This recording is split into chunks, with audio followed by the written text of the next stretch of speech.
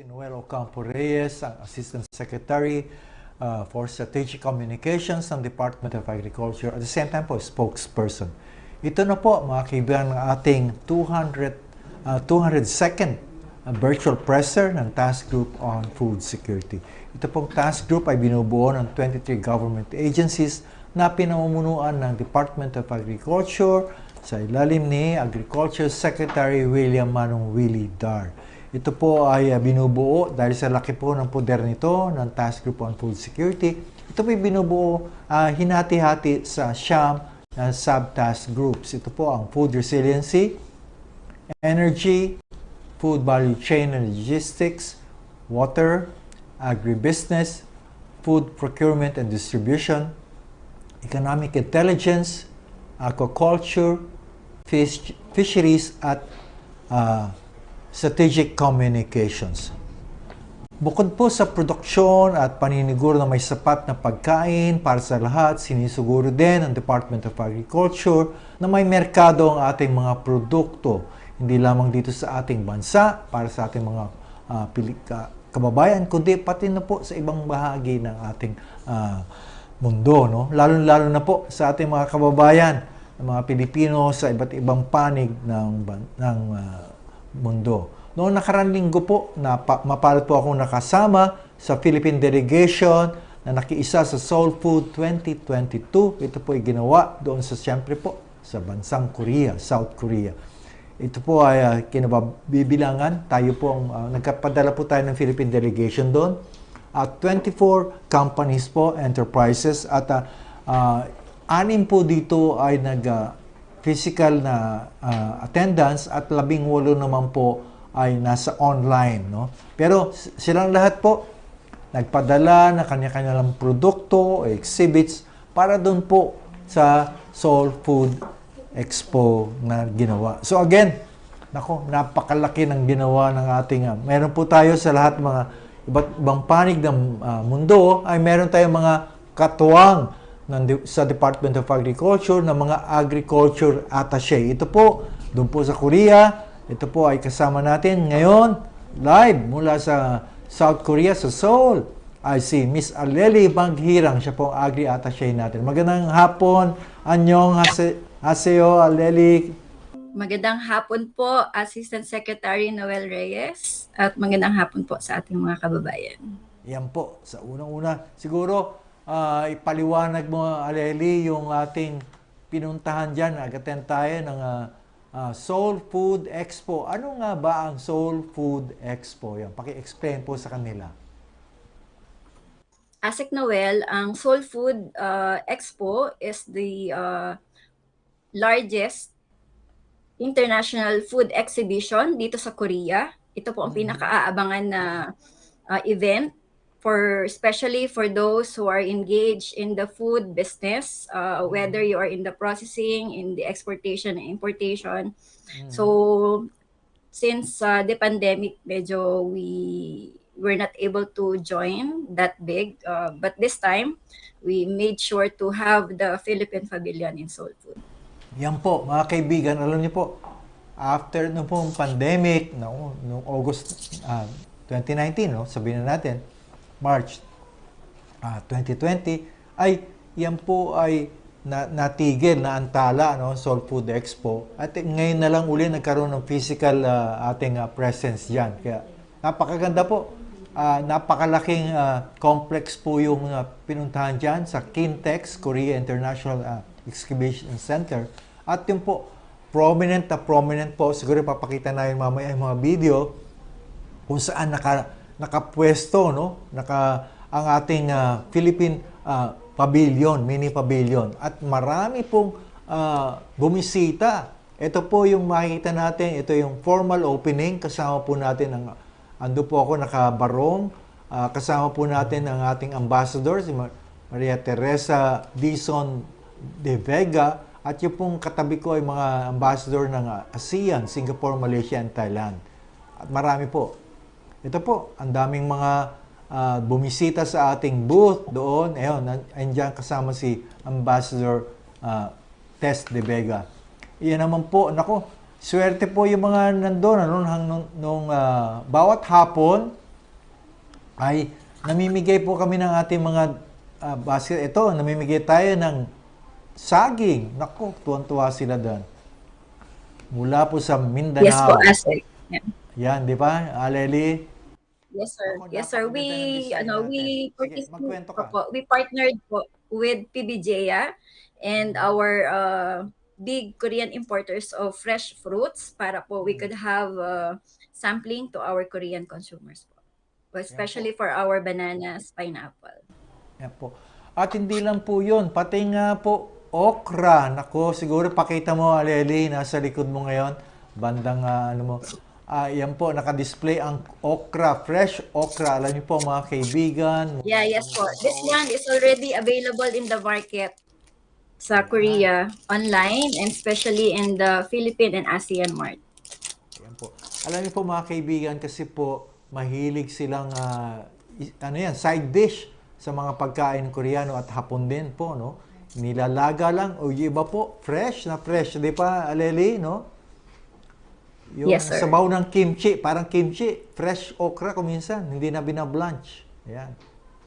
Yes, sir. So, okra is now getting popular to Koreans. Siguro before when we started, we really helped in the introduction of okra. So nowadays, nakikilala na rin siya kasi it's being promoted online as well on different ways on how to prepare okra and consume it. Alam niyo po mga kaibigan, isa po sa mga fourth major largest natin, trade partner ang Korea. Pang-apat po siya sa mga ibang bansa, no? Kagaya siyempre, pinakamalaki na diyan, US, Japan, and all, no? European Union. Pero napakalaki, 'di ba, ng trade natin diyan, Aleli, mahigit $500 million. Pakikwento nga 'yan. Yes, sir. So last year, we were able to export more than 500 million US dollars of agri-fisheries products to South Korea, which is actually we generated almost 300 million net surplus in terms of agri-fisheries trade with the Republic of Korea. So that is in effect from 2020 to 2021, we had a 20% increase of exports despite the pandemic. Yan po. Ayan po, nakita nyo kanina, namimigay tayo ng okra mismo. Naku, tuwan-tuwa sila.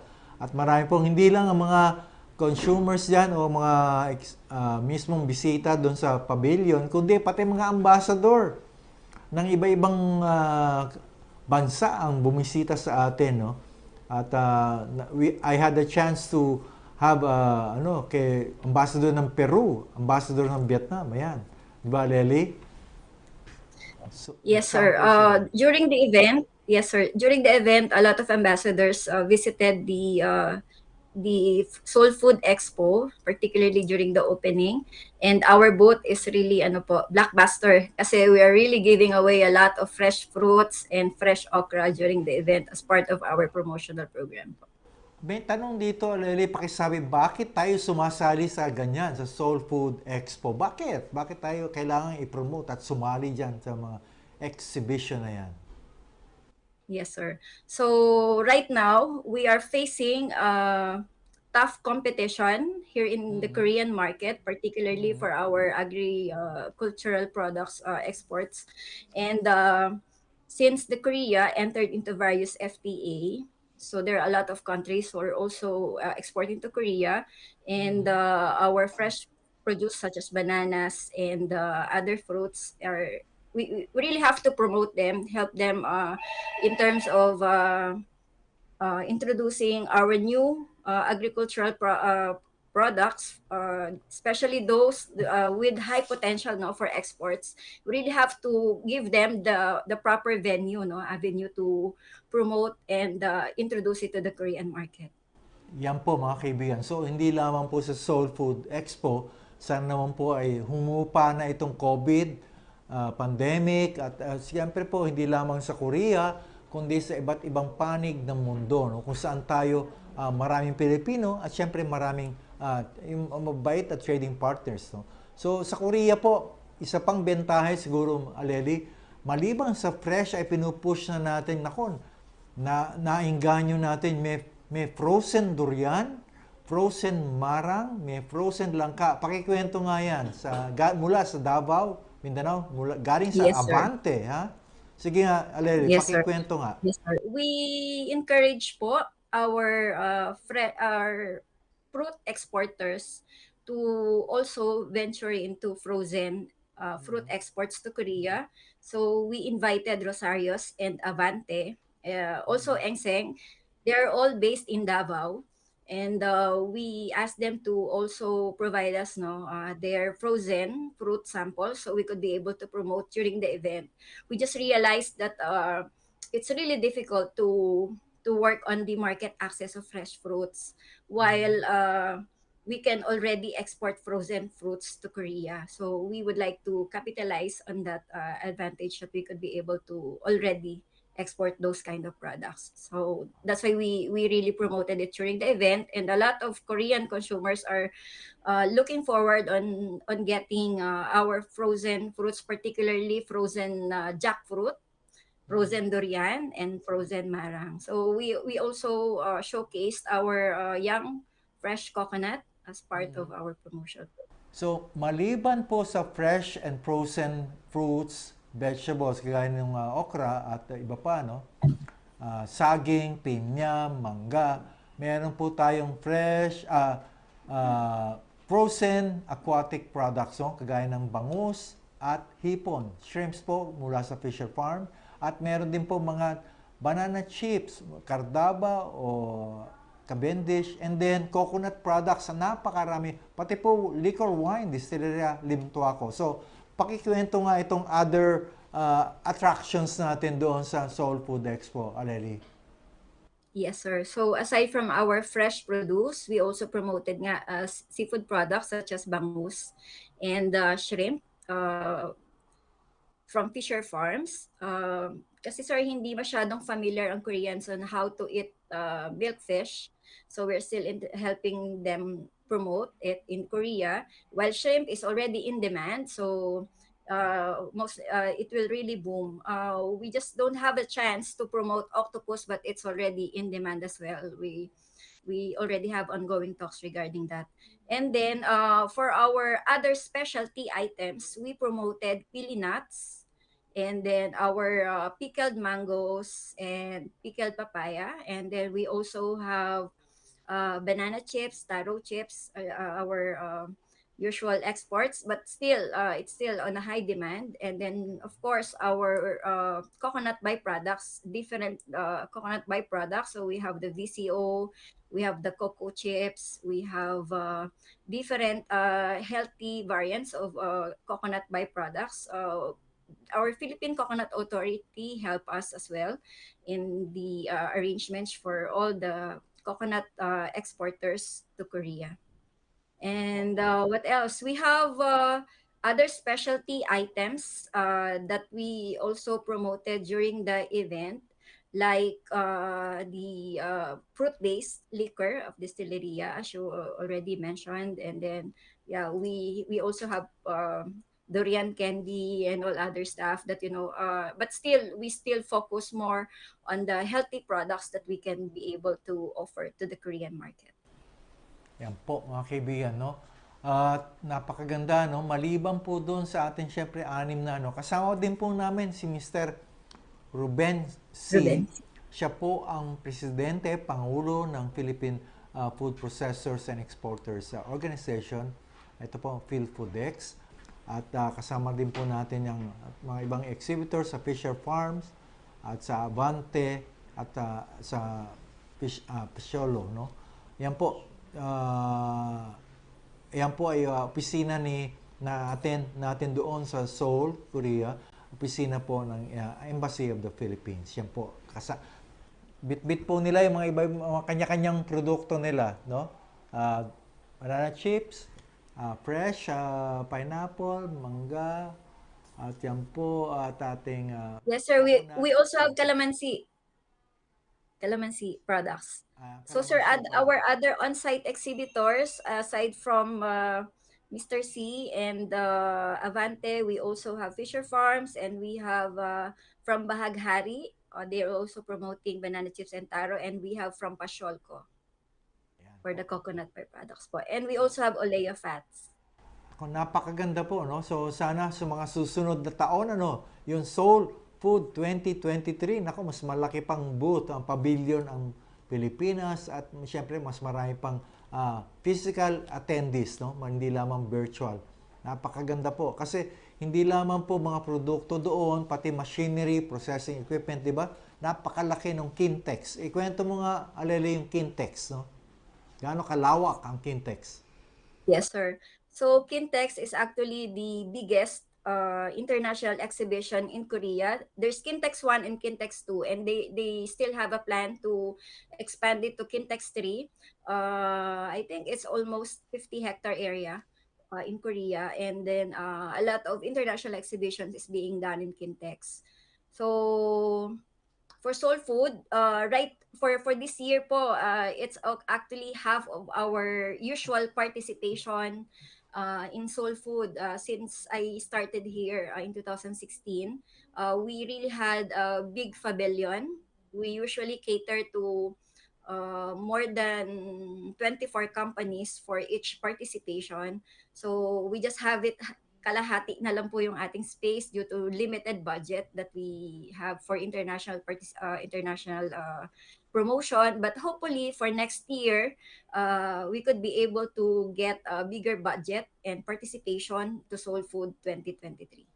Yan, maraming salamat, Aleli. No? Balikan po natin si Miss Aleli Magirang, ating pong agriculture attaché sa Korea. Ngayon po, tunghayan natin ito pong agri-trivia section natin. Manood, sumagot, at manalo.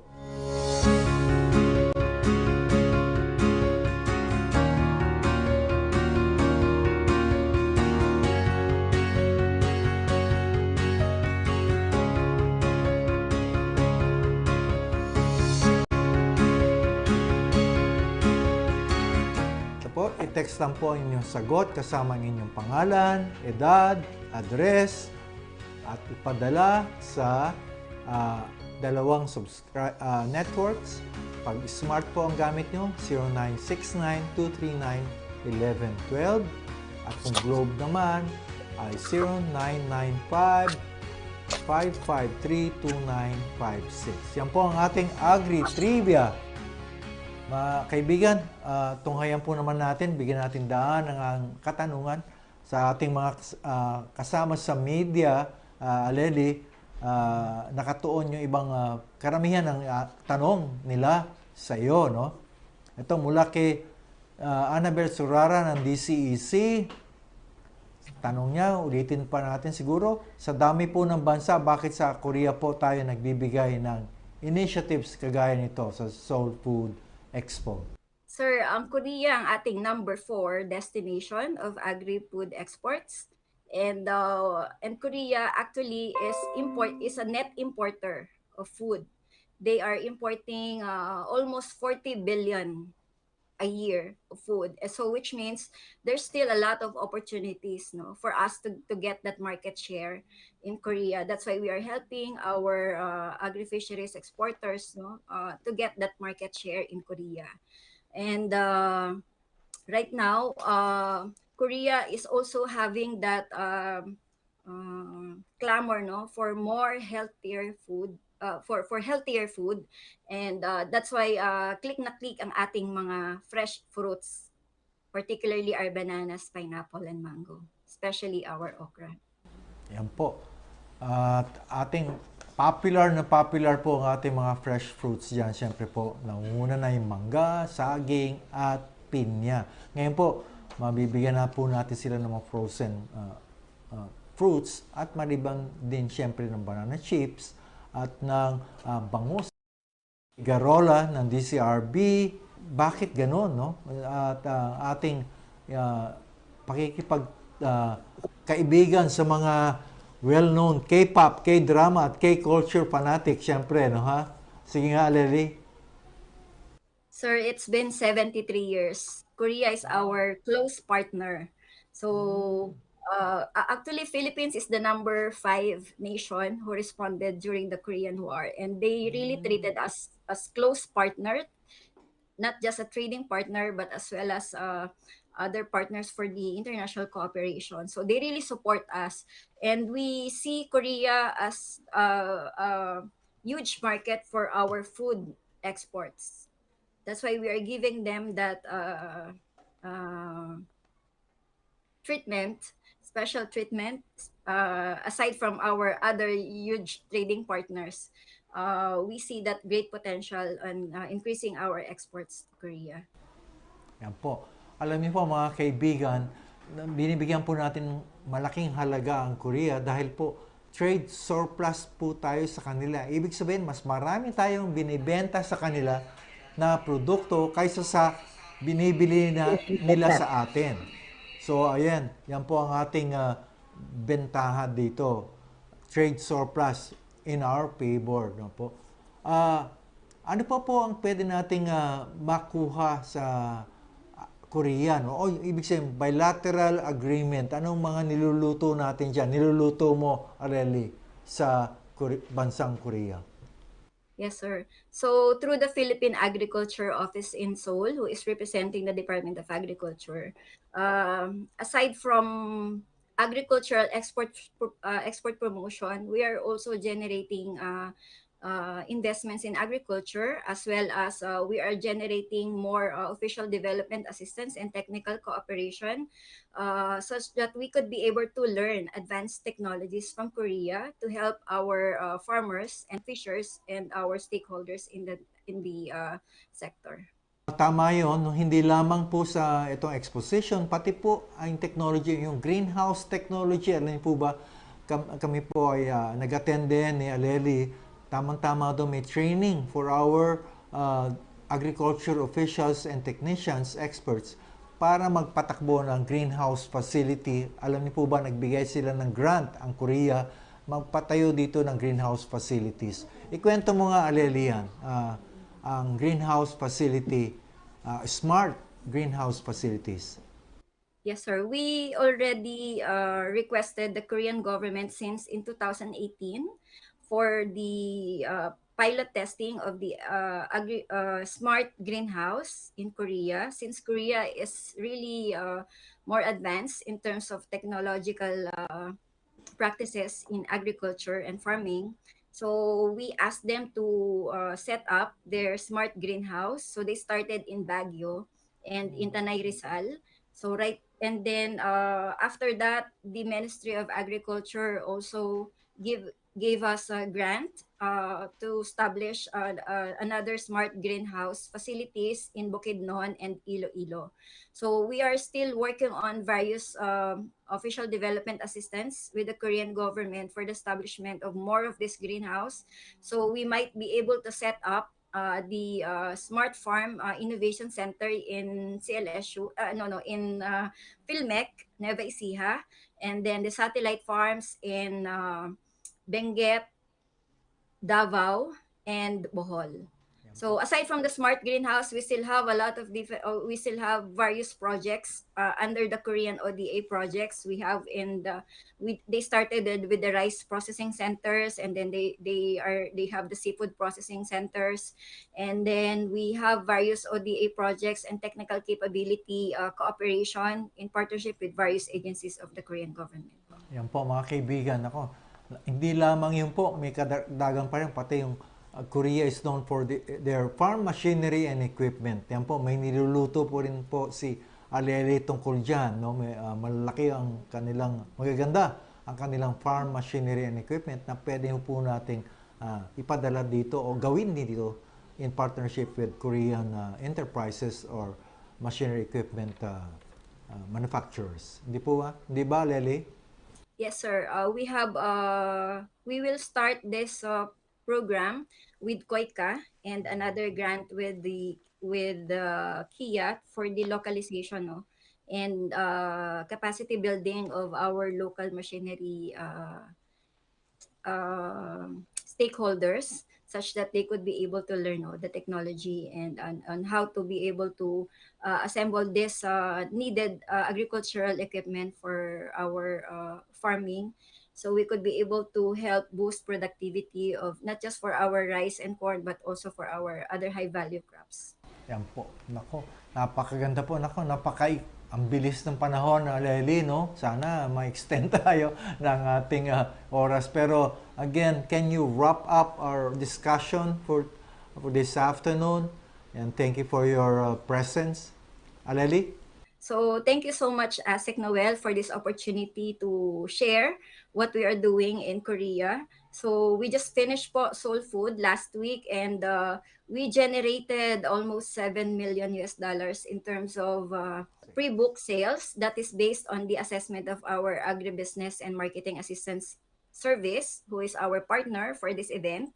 Hopefully it could increase while they continued their negotiation with Korean importers and buyers. And then after that, we having more projects with the Korean government. We are now working on this MOA signing, no, with the another university in Korea for the agricultural development cooperation in terms of researches and agricultural extension. And then we have various cooperation in terms of helping, no, our DA personnel on how to increase also their capability on handling the modern equipment for farming. Yan po. So again, maraming salamat, Lely. Nako, napakasipag.